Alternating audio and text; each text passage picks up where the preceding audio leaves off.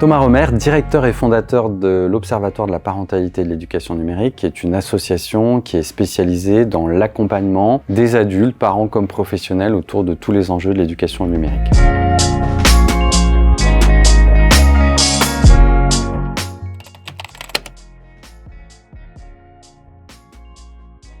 Un conseil qui est issu de ce que nous on observe en allant à leur rencontre sur le terrain et aussi des études qu'on peut mener, c'est vraiment de s'intéresser aux pratiques numériques de leurs enfants et de leurs adolescents. Et ça peut se mettre en place très facilement et dès le plus jeune âge de l'enfant. Pourquoi ?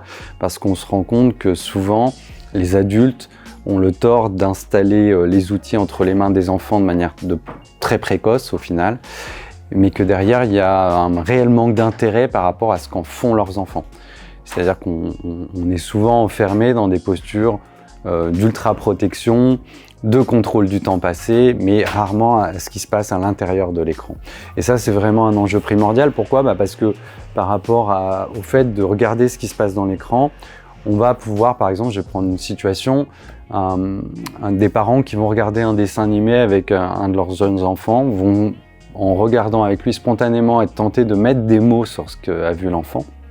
Et puis par la suite, ils vont également s'apercevoir de tout un tas de choses qui peuvent être très aidantes pour eux, et notamment si un contenu a choqué l'enfant, si telle ou telle scène de tel dessin animé a pu occasionner des petits soucis en termes d'endormissement, et ce genre de choses, et qui, en fin de compte, nous disent que chaque enfant est différent, notamment par rapport au contenu qu'il absorbe. Et donc c'est aussi en s'intéressant à ces pratiques et en passant du temps à côté de son enfant face aux écrans qu'on va pouvoir juger ce qui est bon pour lui et adapter bien sûr notre cadre éducatif. Quand on inscrit son enfant à une activité, on s'intéresse à ce qu'il fait à cette activité, même si on n'est pas forcément nous-mêmes spécialistes de cette activité. Et tous les parents qui inscrivent leurs enfants à des cours de danse ou de basket ou je sais pas quoi, de dessin, sont pas forcément Léonard de Vinci ou Usain Bolt.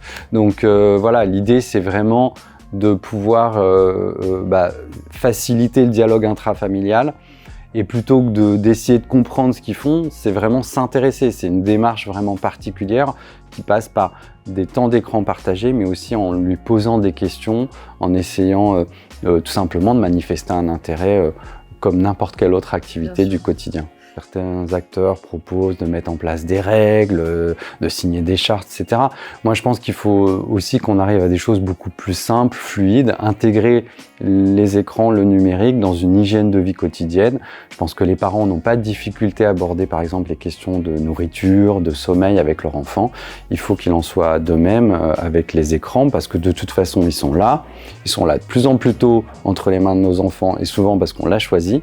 Et ils vont le rester encore très longtemps parce qu'on vit dans une société de plus en plus connectée. Donc autant mettre ce dialogue, et qui se passe aussi dans la cohérence éducative, c'est-à-dire ne pas mettre en place des règles que l'enfant ne pourra pas respecter parce qu'on ne sait pas ce qu'il fait avec l'outil.